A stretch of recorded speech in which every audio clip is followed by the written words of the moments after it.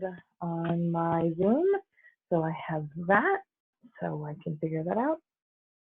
So anyway, students, anybody on Facebook or Instagram or who's seen my link and wanted to jump in either just for story time or for math questions. I'm also here for math questions because I'm the math teacher. But not all of my students actually have math. I mean, that's another thing. Not everybody has math. And then also, I'm having issues. Okay. Not everybody has math. And then there's also the thing that sometimes we need a break. So that's what I'm here for, as well as answering math questions. I was answering one by 10 o'clock last night, or rather I was grading a test at 10. So I'm around. I'm here for you. Yeah. And again, this is every Tuesday, Thursday. You'll see the live go on and you can come check it out. But I'm going to wait actually until probably a couple minutes after 2:15, since 2:15 is my start time. Okay, this is really weird. It's not unmirrored, so it's not opposite of what I normally do. So, like, normally it follows. Okay, but this is not mirroring it. So, does mean you can read stuff, so that's good. Which is the whole point of not mirroring it, but you know. So I hope your guys' week has been going well. It is Thursday. In between calling and doing other things that we need to do for school and interacting with you guys, I have been trying to get a handle on my basement.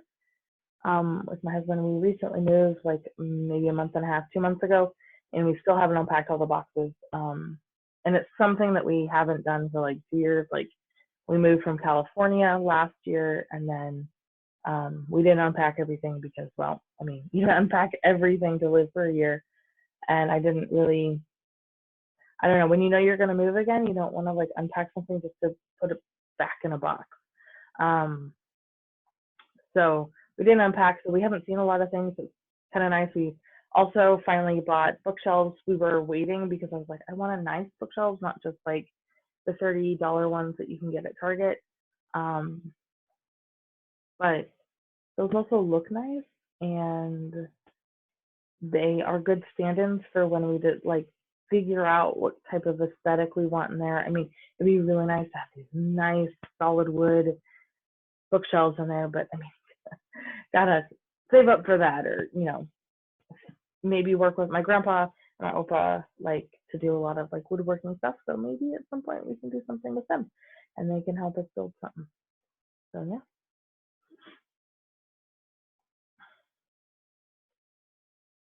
I'm gonna comment a smiley face, and then I'm gonna comment a wave and paw prints, because paw prints are just like, you know, not my thing.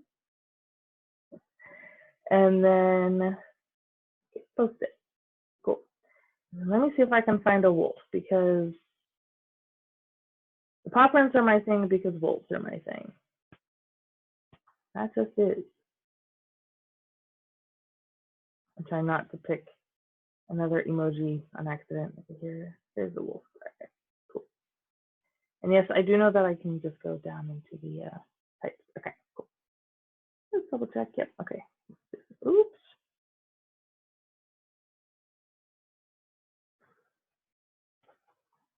All right.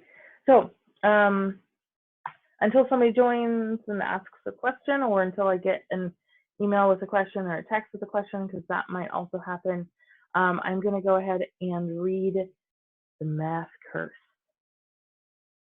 All right. So, Math Curse by John and Lane Smith. I don't know how to say that. John Saiska. That's how I would maybe say it. All right, here we go. So, on Monday in math class, Mrs. Fibonacci says, you know, you can think of almost everything as a math problem. On Tuesday, I start having problems. Well, this is a nice side effect of doing this site. Oh, but I can't read everything. Okay, let me skip this over a little bit. All right. So I wake up at 7:15. It takes me 10 minutes to get dressed, 15 minutes to eat my breakfast, and 1 minute to brush my teeth. Suddenly, it's a problem. Problem one, if my bus leaves at 8 o'clock, will I make it on time? Problem two, how many minutes in an hour?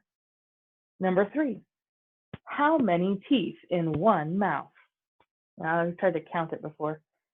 I know you can just look it up, but I want to count my teeth. I look in my closet and the problems get worse. I have 1 white shirt, 3 blue shirts, 3 striped shirts, and that 1 ugly plaid shirt my Uncle Vino sent me. So 1, how many shirts is that altogether? 2, how many shirts would I have if I threw away that awful plaid shirt? And 3, when will Uncle Vino quit sending me ugly shirts? I'm getting a little worried. Everything seems to be a problem. I like the milk carton.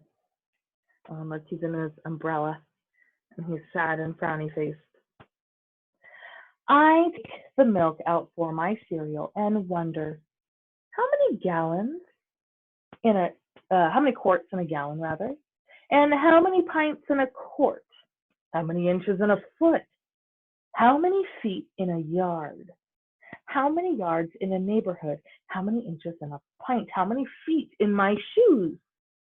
I don't even bother to take out the cereal. I don't want to know how many flakes in a bowl. Mrs. Fibonacci has obviously put a math curse on me. Everything I look at or think about has become a math problem.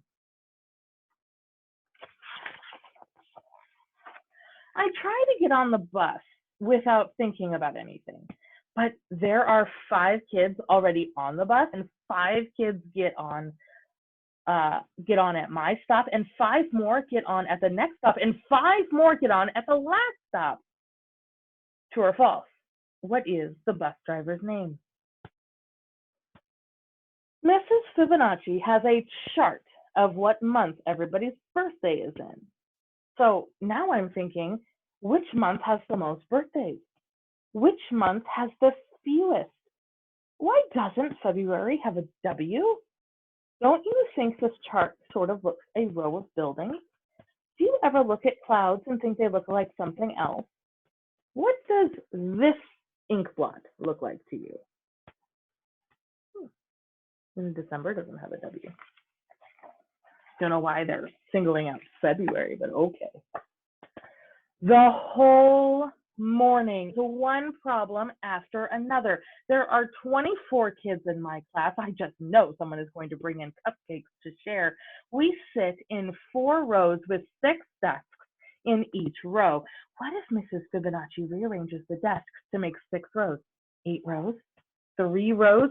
2 rows? I count the 24 kids in our class again, this time by 2s. Jake scratches his paper with 1 finger. How many fingers are there in our class? Casey pulls Eric's ear. How many ears are in our class? The new girl, Kelly, sticks her tongue out at me. How many tongues are in our class? I'm about to really lose it when the lunch bell rings. Okay, maybe at lunch you'll have a better time. Unfortunately for me, lunch is pizza and apple pie. Each pizza is cut into 8 different slices. Each pie is cut into 6 equal slices, and you know what that means? Fractions.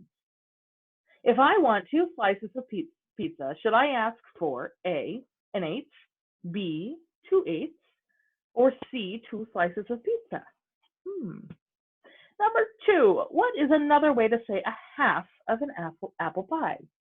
2/6, 3/6, or, I can get my husband for this one, La moitié d'une tarte aux pommes.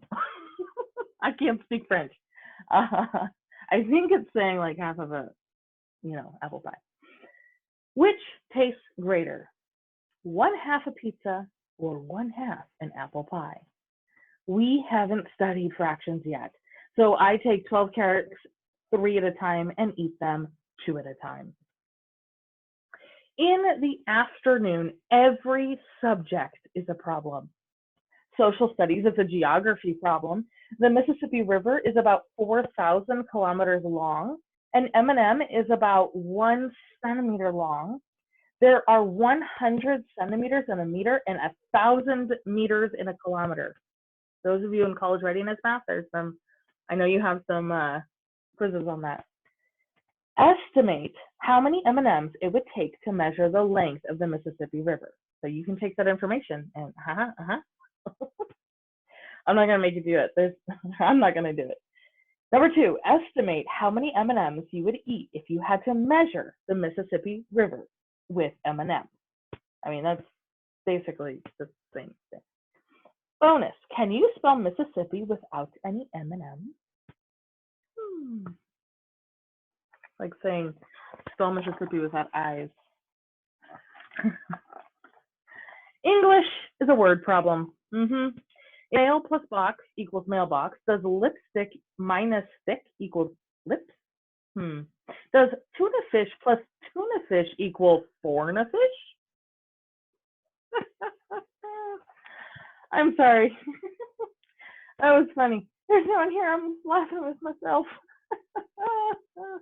But you'll see it in my story later. So there we go. All right. Sorry, forna fish. Phys ed is a sports problem. I don't think I've ever gotten all the way through this because my students usually got restless, my junior hires. Okay, well, phys ed is a sports problem. So in 1919, Babe Ruth hit 29 home runs, batted .322, and made $40,000.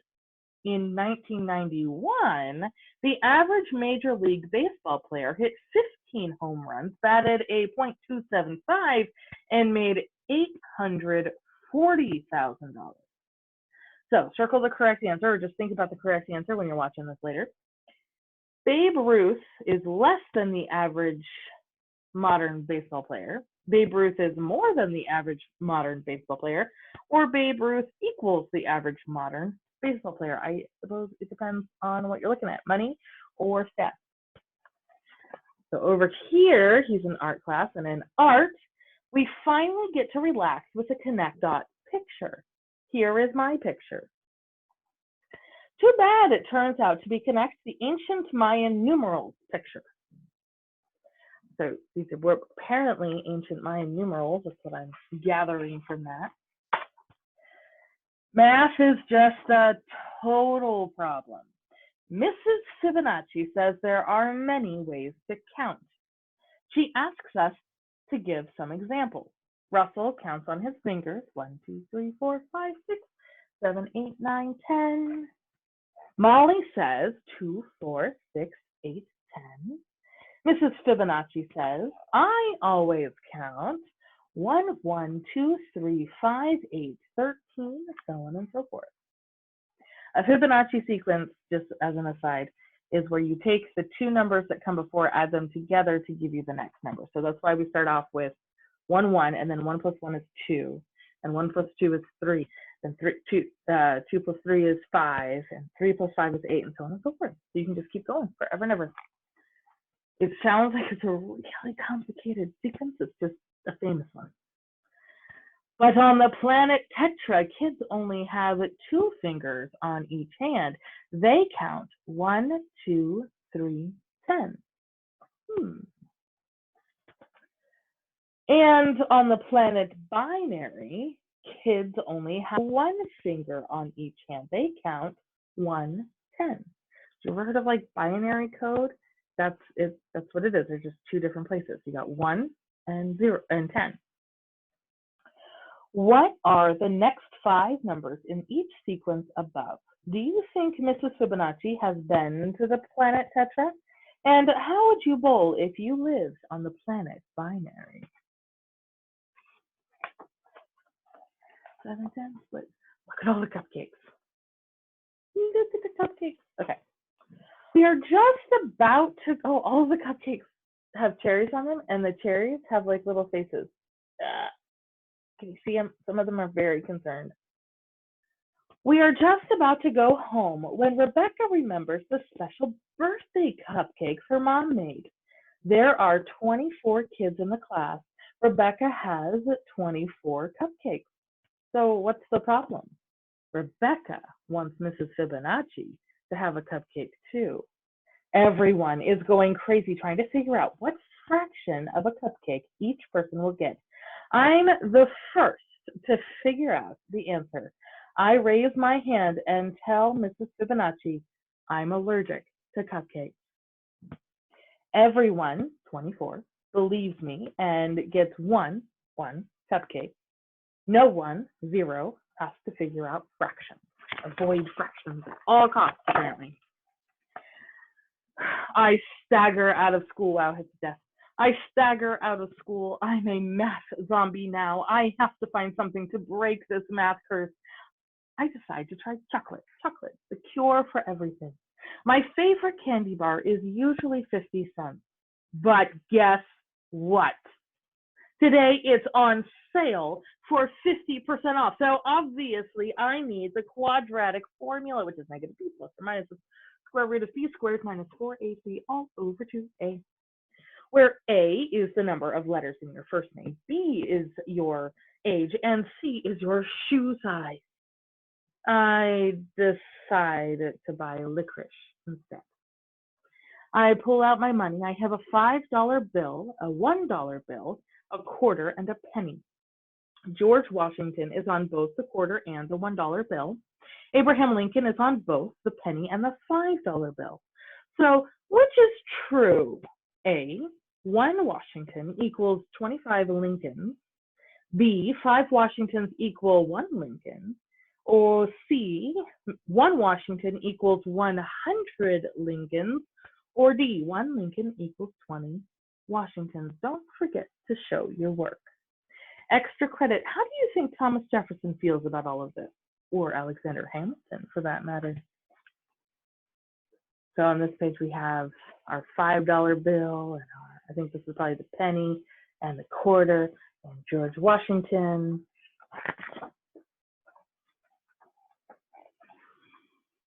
I am now a raving math lunatic. What if this keeps up for a whole year? How many minutes of math madness would that be? What's your problem? Says my sister.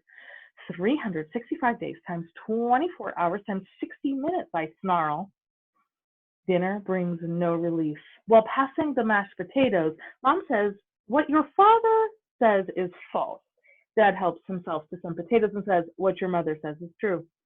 I think about that for a minute. If what Mom says is true, then what Dad says is false. But if what Dad says is false, then what Mom says isn't true. That can't be true because he says that what Mom says is true, and she says that what he says is false. Can that be true? I think about that. Then I think about it some more. Then I think I better go to bed. I undo 8 buttons plus 2 shoelaces. I subtract 2 shoes. I multiply times 2 socks and divide by 3 pillows to get 5 sheep. Remainder 1, which is all I need to count before I fall asleep. Then the problems really begin. I've not read this all the way through. I dream I'm trapped in a room with no doors and no windows. The room is covered with a lifetime of problems. I have only one piece of chalk. How do I get out? I'm about to give up and die when the answer to my problem comes to me. Fractions. I break the chalk in half. Then I put the 2 halves together. 1/2 plus 1/2 equals 1 whole. I put the hole on the wall and jump out. Ding. I'm free.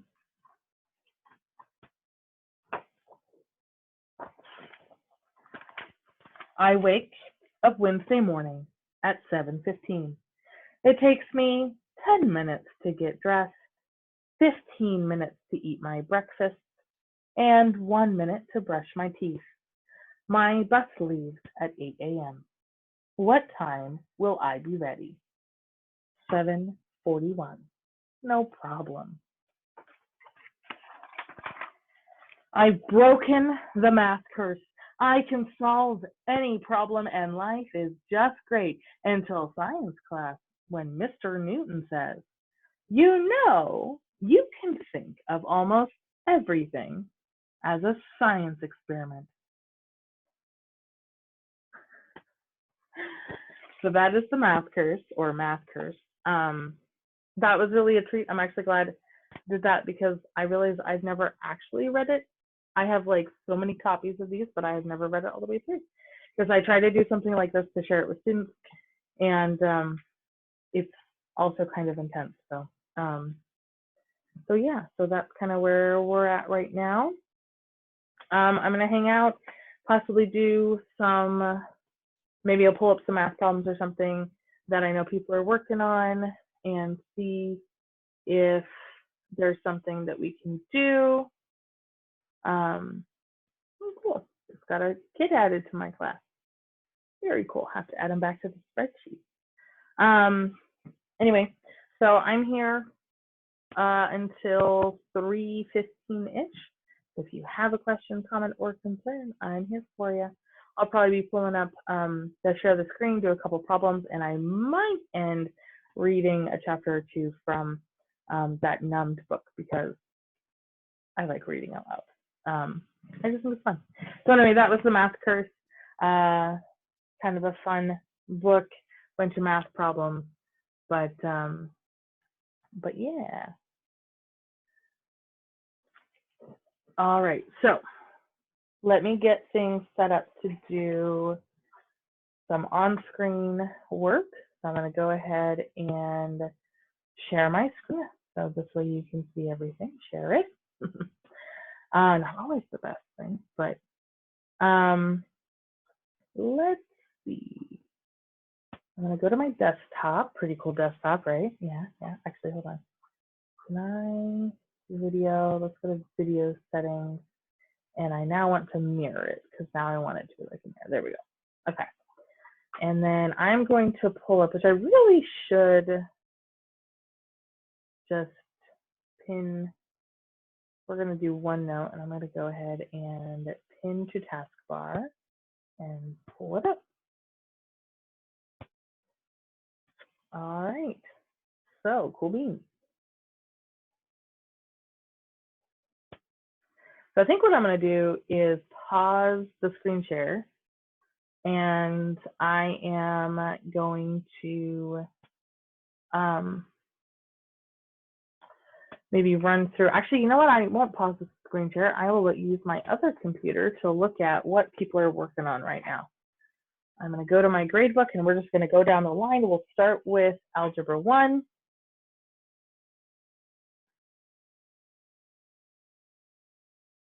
We'll do that first. Links to text. Links to text. Or not. Okay. Algebra 1, and we'll start with a problem. Let's do 2 problems per like group, and I'll do different colors for each one. So I'm going to pull up my gradebook. Might take me a second. And we'll do some problems from that. That too will give me something that we can definitely post and onto the YouTube channel. Subscribe and like. I have way too much fun jabbering onto myself when I don't have an audience. I have even more fun with an audience, but you know. All right, so let's just see what somebody might be working on. Actually, let's go to, let's see, Unit 4, Algebra 1. Let's go to Unit 4. So I'm going to write that here, Unit 4. And here is a quiz, some quiz questions that people might be on, or that one person I know is for sure on. And this is the slope-intercept equation of the line. So one of the questions, one of the types of questions is, and I'll do A because I'm going to do, I think, a couple of these. is what is, to describe the graph of a line. So we have y equals negative 3x plus 4. And we're wanting to know this graph, what does it look like and what does it do? Well, the thing is what they're looking for, and the options that we have is a line that shows the set of all solutions to the equation, a line that shows only one solution to the equation, a point that shows one solution to the equation, or a point that shows the y-intercept. We definitely know what the y-intercept is, and that's this 4. We also know that we can find a point that works for it, but this line is actually going to be the line that encompasses every single point, every single number pair in the entire universe of numbers that we know. There's a lot, or more than we know, because we don't know every number. It is just a graph of that, and they all kind of gather in this line. So it's all the numbers, all numbers that work in the equation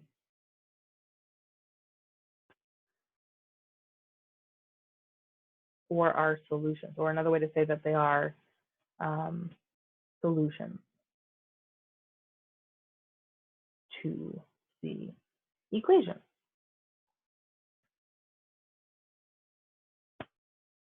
Okay, so let's pick a different one. Okay, so let's graph one. And let me see if I can. Yes, I can. Please. I'm going to scroll down. And then I'm actually going to insert an XY grid right here. And I'm going to pick a different color for this. And so the next one is on a piece of paper, graph y equals negative 3x minus 2. So this one is similar. So one thing that we should do anytime we're asked to graph something is find the specific points that are going to be useful to us, okay? Or use Desmos, okay? Either follow these algebraic steps or plug this into Desmos and match it. I'm not going to show Desmos because Desmos doesn't always show up great, but at least not for this one. Linear equations are somewhat easy to graph. We can do this a couple different ways. We can pull up an XY table and choose some points and get our Y values. I would not recommend that way. It is long, but you can always get your points that way. I just wouldn't do it because there are easier ways. So the best way I found is let's figure out what our slope is and what our y-intercept is. So our slope, so this is following y equals mx plus b, is just whatever number is right in front of x, which is going to be negative 3. I'm going to write it as a fraction right away because slope is always rise over run. So we want to make sure that we have it as a fraction because then we can think about it as rise over run. Any whole number can be written as something over 1 because that's the same thing as saying divided by 1. And anything divided by 1 is that anything. Our b value is y when x is 0. And so if we cross this out because it's 0, we get negative 2. It's also just the b value. Okay, so we're going to start here and then go with our slope. So our b value is negative 2. So on our y-axis, this is y, this is x, we're going to go negative 2. 1, 2. And that is our y-intercept. So I'm going to put a nice little dot there. And then we're going to look at our slope. So again, I was saying that slope is rise over run, okay? Rise over run. Because this is negative, instead of rising, our rise is actually going to be like a fall. So we're going to go down 3 units. So 1, 2, 3. And then always run to the right. Always run to the right. Your up and down is, your rise is going to change, whether it's positive or negative. Positive will be up, negative will be down. And then we always, always, always run to the right. So we're going to go 1 over. So our next point would be here. We can do this several more times to get kind of a good looking graph before we draw our line through it. We can do down 1, 2, 3. So from this point, 1, 2, 3, and then we're going over one more. It'll be approximately here. Oops, right. Approximately here. I don't have a grid, so it's not going to be perfect. Okay, and then we just draw a line through it. And I'm going to try to get that. Ooh, that's roundabout how it's supposed to be. Let's see if I can. Nope, not really, because it's not perfect. It is snapping rather nicely. There we go. Let's just say that. Boom. There's our graph. But the big thing to know is where is the y-intercept, and then to use the slope to get the next point. All right, so that was a problem from Algebra 1. I'm going to go to my next course, which is going to be Algebra 2. And I'm going to pick somebody in the middle and see what they're working on. So actually, let's do Unit 4 again. Let's just do all Unit 4. I like that. I like that idea. Let's insert some space. Okay, we're going to do Unit 4. So the quiz that my student in Algebra 2 is working on is in Unit 4, and it's talking about the graph of inverses. Okay, actually, I wanted to look at the preview. Oops. Okay, so the first question does this graph. Hold on, let me get the graph up. Okay, so here's this, and I'm going to pull black up. And do I have a U?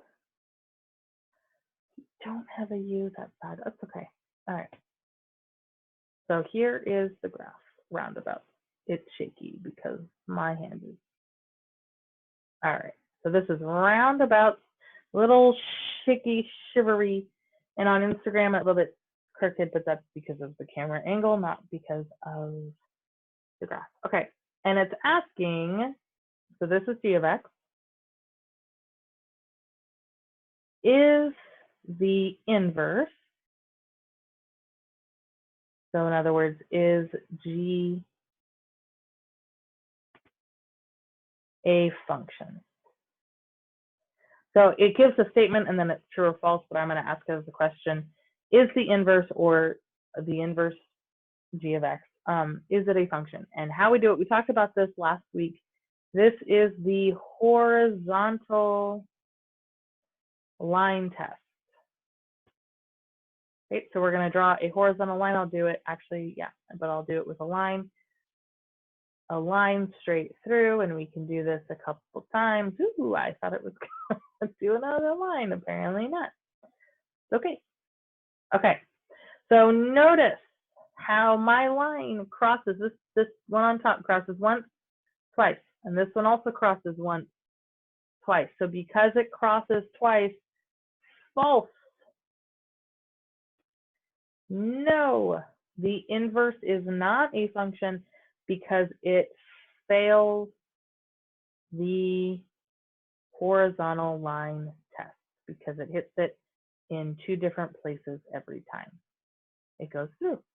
So 2 or more places, nope, sorry, does not pass. You want to do it a couple times to make sure that it's not, like if you get it and it's like, oh yeah, it works, do another time just in case, because if we drew a line right at the bottom, it would just barely touch. It's not really a horizontal line, but that's okay. It's not going to do it. That's fine. It would just barely touch, and since it would only barely touch, it would just count as one touch, but it would still not work because if you drew it up a little higher. So if it fails the vertical line test, then the inverse is not a function. Okay, another type of problem from this quiz, and I'll do 2 per quiz right now. Okay, so another one, yeah, okay, is given the table of values below, which of the following ordered pairs are found on the graph of the inverse function? So we have x, and then we have f of x, which is another way to say y. I mean, it's a little bit different than that, but you know. we use function notation as you get into higher math because it's simpler to explain things than y, or rather it's simpler to write things out than y.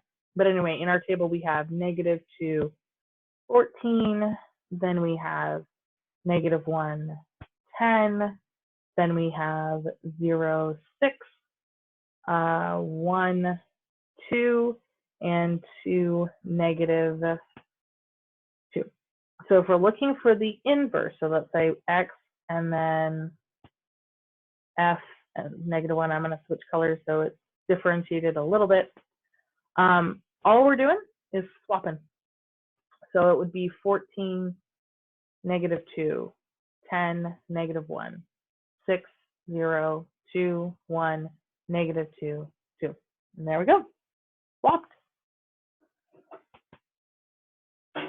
Woo. So when we're doing the inverse, all you're doing is swapping the points, x and y values to get the new one, or to get the inverse.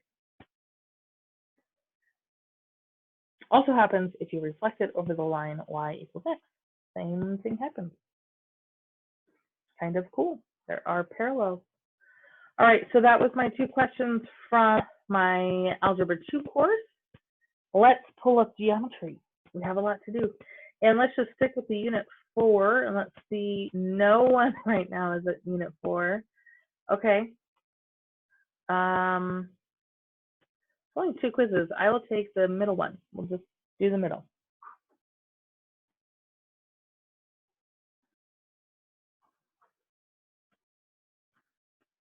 Law of cosines. Oh, this is why it's short. Okay. So law of cosines is kind of cool. But it's also really annoying for this chapter. So, I think some Apex teachers have just taken this out as well because you don't need it for the EOCs or something. I'm not 100% sure, but I believe that's what was said at one of our meetings. But the law of cosines basically says if you got a triangle, any triangle, and actually I'm not going to draw it by hand because, hey, I got a triangle tool. Use what you have. Okay, so these are all isosceles triangles. That's dumb.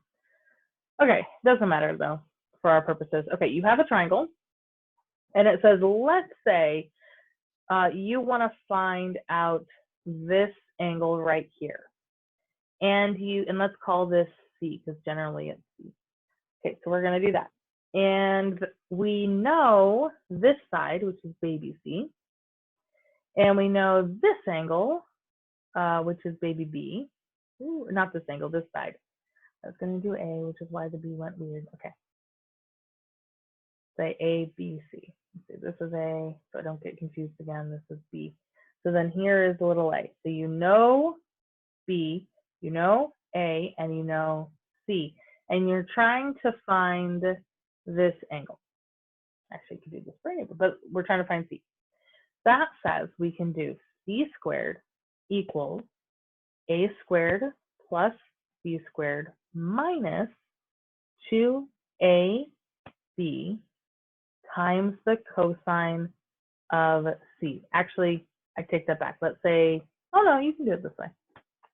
You can do it this way. But traditionally, I am going to take it back though, because traditionally this is the one we know. We don't usually know this one. This is what we're trying to find. Okay.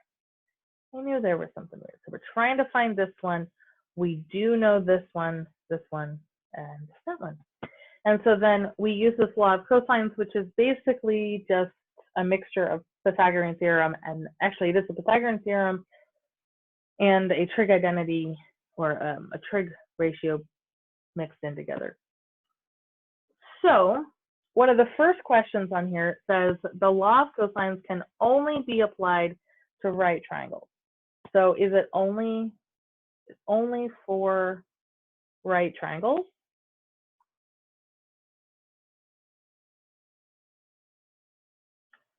Well, the answer to that is no. This is not a right triangle. Well, it's close. But as far as I know, it's not a right triangle. This can be used for any triangle. So that was our first one. Usually these ones are just about kind of definitions. Okay, and then we have an example. So we have a triangle, And I'll use the little tool, try to make it like it is. Okay. Yeah, hold on a little bit. Okay. Here's our triangle.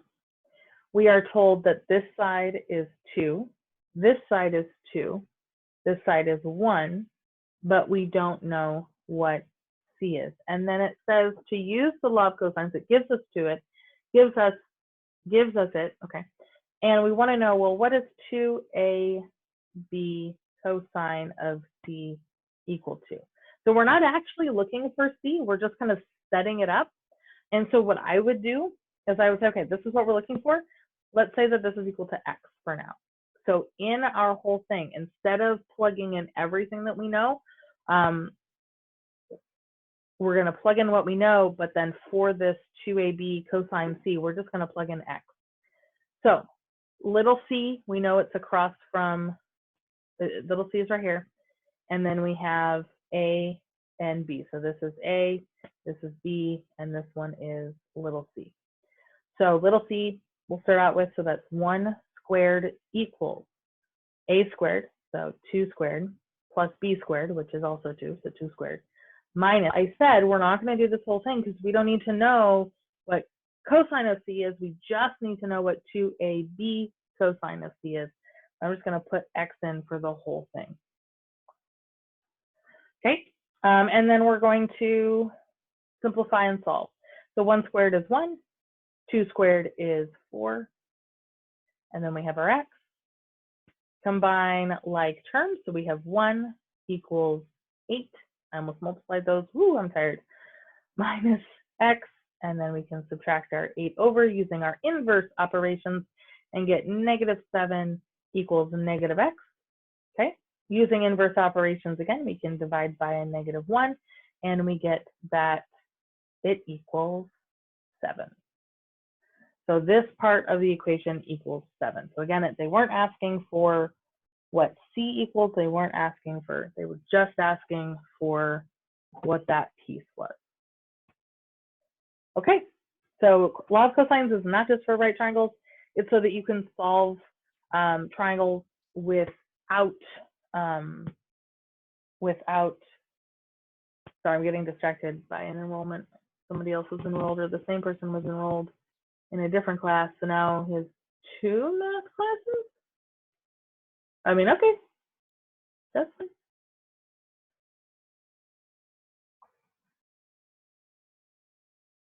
Perfectly fine. We can definitely do that. I'm going to respond one. All right. So that was geometry. We did algebra 1, algebra 2, and geometry. And now let's pull up another class we have. So I also have this college and career prep class.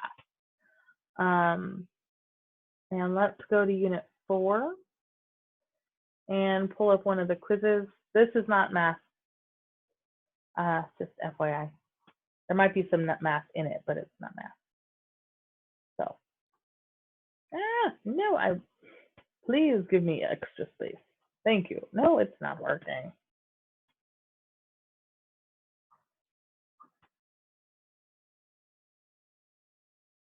I figured it would push things down. All right, so assess your learning. So we will talk about this. So you should have read something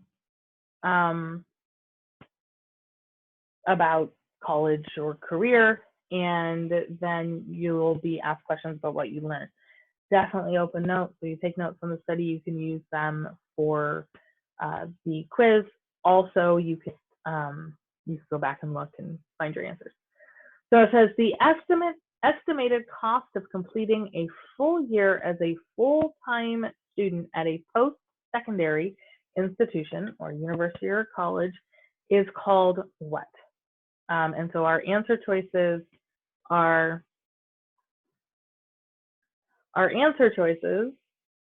full tuition, financial aid package, cost of attendance, or the Pell Scholarship. So if we're talking about the full year of attending, and obviously you can see the correct answer, attending the university or the institution would be the cost of attendance. It could be kind of confusing with the full tuition. Full tuition would usually just talks about like the fees that you have to pay. It's not talking about any books. It's not talking about any room and board. It's just talking about like the cost of the classes. Whereas if we're talking about the full cost of attendance, financial aid package is just what you would receive. So if you qualify for financial aid, or if you qualify for some FAFSA loans, then that would be how much it is. It's not always the full cost. Usually there's some costs that you still have to do.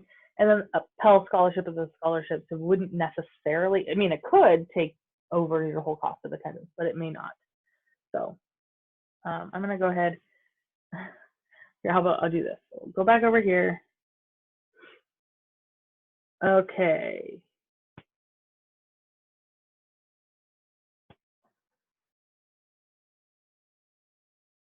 Do that one. Okay, so if we're looking at this one, it says all of the following factor into a college's estimated cost of attendance except. We have A, entertainment, B, tuition and fees, C, room and board, and D, books. So when you think about this one, I just said, like, you know, the cost of attendance is like your tuition is just the tuition and fees, like how much it costs for the classes. But then you also have to pay for books. You also have to have room and board. So the next, so the only thing that this doesn't cover is, yes, you're right, entertainment. So if you want Netflix, you got to get Netflix on your own. If you want to participate in on-campus things, you know, that's not covered under, you might have to pay for that. Okay. So the next thing is, what is one way to limit college tuition costs? And here are some answers, and I'll just do it with the correct answer. It's fine. So, and this is the last one, and then we'll go to the next course. So this says, what is one way to limit college tuition costs? And actually, I don't know if this is allowed. I'm going to go back over here. At least, but I'll just talk. I'm just realizing there might be some copyright things I'm infringing upon. Anyway, so it says, what is one way to limit college tuition? And we have seek out government loans, seek out state loans, take fewer courses per semester, or take summer and winter courses. So we'll just go through this. Seeking out government loans is not going to lower the cost that you're going to pay. In fact, it might increase it because you have to pay back with interest. It just means you don't have to pay anything up front necessarily. Seek out state loans, same thing. You still have to pay them back, so that's not going to lower your costs. In fact, it might increase it. It just means that right now, while you don't have a job that can pay for it, you can use loans and then defer your costs when you're actually making an income and can afford to pay the monthly costs. Taking fewer courses per semester might lower your semester course, like your semester cost, but it's not going to lower, let's say, your room and board costs, or it's not going to like decrease the amount of classes that you have to take overall. So let's say you need to take 15 courses for your study. Just because you take 2 per semester instead of 3 doesn't mean, like, that just means it's going to stretch it out. You're going to have to pay for more room and board. You're going to have to, you know, wait to finish. And then take summer and winter courses. A lot of times summer and winter courses are cheaper, or so for winter is concerned, if you take a winter course, your room and board might already be like considered for that. You wouldn't have to do that. So take summer and winter courses, get stuff done faster. Sometimes it's cheaper over summer and winter as well. Another one is, if you want to lower or cover college costs, would be to attend a community college. It's usually less expensive than and definitely less expensive than an out-of-state college, but even it's usually less expensive than a 4-year university. So that's usually a good idea, especially if you're like at all unsure about what you're going to do. So much of your first 2 years in a 4-year university is taking general education courses anyway. And by going to a community college, you are, there's several different things that you can be doing. You can be taking GEs, and therefore you're getting those 2 years out of the way. Or you could be learning a trade. So let's say you do learn a trade, and now you have a trade under your belt, and you decide this is what I do want to do, like I want to work in IT, I want to, which, you know, computers, that's a big deal, or I want to be a nurse and I need my associates for that, or, you know, then you have that. And if at a later date you decide, okay, well, I do want to get my bachelor's because now for my job, I need that to move up to the next step, and you can go back and get that. Or even if you do it like the traditional transfer way, you get your GEDs or your GEs out of the way, and then you're ready to go straight into your junior year, basically, at the four-year university. And statistically,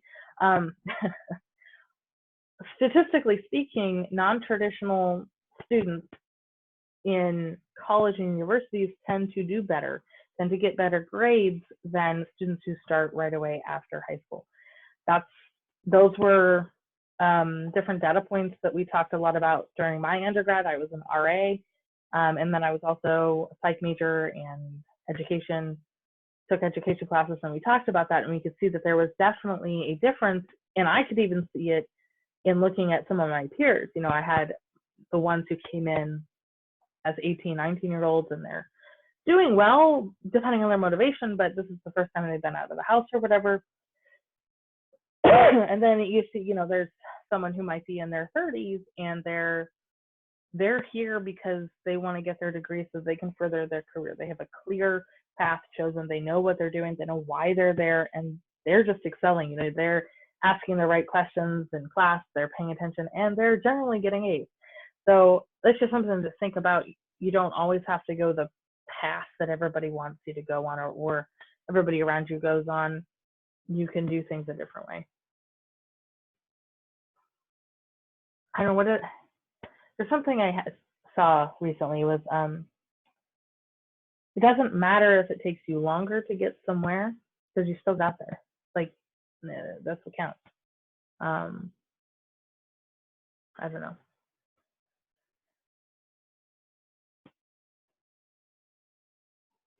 Okay. I've done more than I probably shouldn't. Okay. Then college and career prep 2 will go to unit 4 as well. And then we'll do college readiness math, which I believe is my last class.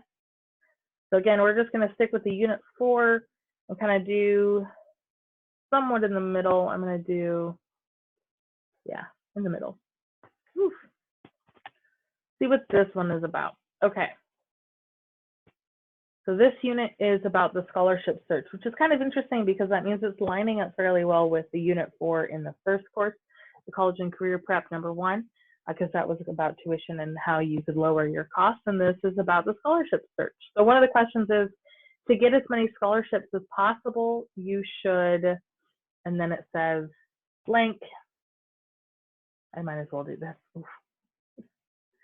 Go up a little higher. Okay. What should you do to get as many scholarships as possible? Apply for every scholarship you hear of, whether or not you qualify. Focus all of your study efforts on the courses that are likely to be in your major field of study. Spend all your free time doing homework, or join clubs and associations that relate to your interests. Okay, so A sometimes is, and I'm going to kind of go back and forth. A is sometimes what, you know, teachers, parents, people say, go, just apply to all of them. I know my parents were like, you should just apply to a bunch of different things. And I have some friends who also were like, I'm just going to apply for everything and whatever it gets. That is not an efficient use of your time. If you do not qualify, they're not even going to look at your application. They may not read that essay that you worked so hard on. It may not work. Applying for every scholarship that you do qualify for, though, is a good use of your time, because who knows, you might actually get it. I mean, but if you don't apply, you won't ever know. I mean, I think that's something I really should have done, was try to apply more. Didn't qualify for everything. That's okay. So the correct answer for this one is to join clubs and associations that relate to the interest. The reason why this is important, and the reason why this is a good thing to spend your time on, is one, if you're interested in it, you're going to like it and enjoy it and have a good time working through it. But also because there's a lot of like scholarships that are associated with things that you're interested in. If you really like art and you're really involved in art, you're most likely going to be able to apply and qualify for a scholarship that's art related. You know, and that goes for anything. So if you really enjoy something, that's going to help you qualify for other scholarships. So that's question 1 in this Unit 4 quiz. Let's scroll down to one of the later ones. It says students with an expected family contribution of blank are eligible for the full amount of the Pell Grant. So an expected family contribution is when you do your FAFSA and the federal government looks at your parents' income and how much money they have.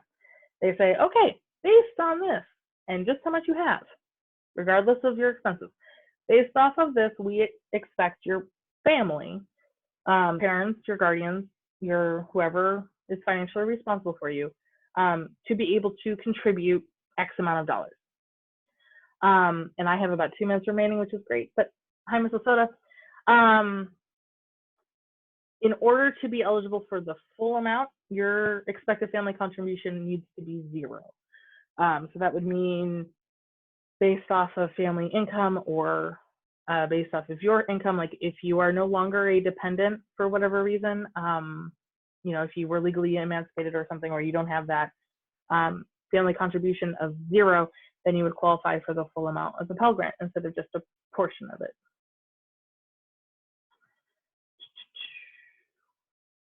Let's see, what else can I talk about? I don't have like all of the information on all this stuff, but it wasn't too long ago once I was applying for stuff like this. How are students notified that they will receive work-study funding? So if you apply for work-study during your university or your college experience, that would be through your financial award letters. So anytime you get any sort of financial aid, that'll be through a financial award letter. So seeing as I have less than a minute left before Instagram says, bye, Mrs. Fritzen, you have talked too much. I'm just kind of going to recap real quick what happened and what we did.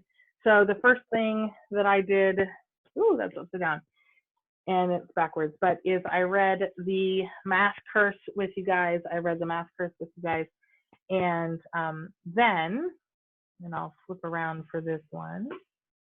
And then we went through at least 2 problems per class, starting with Algebra 1. We talked about linear equations, slope-intercept form, and what they are, and how to graph from the equation. We also, all right, that's fine.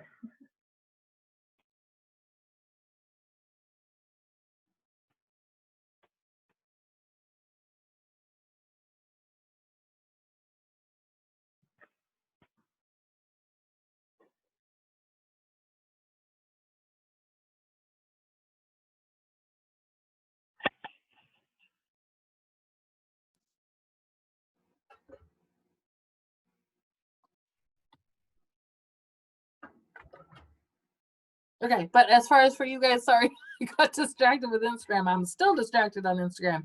Oh my goodness. Okay. Thank you guys for joining. We also talked about inverses and how to tell with the horizontal line test. If it fails the horizontal line test, then the inverse of the function is not a function itself. We talked about how to find the coordinates of an inverse function. We talked about the law of cosines from geometry, and we answered the question, is it only for right triangles? No, it is not. It is for any triangle. And then we solved a problem with the law of cosines. We didn't solve all the way through because I don't believe we teach you inverse trig functions, which is, we do, but we don't want to use it for this one apparently. And then this empty spot was for the college and career prep classes.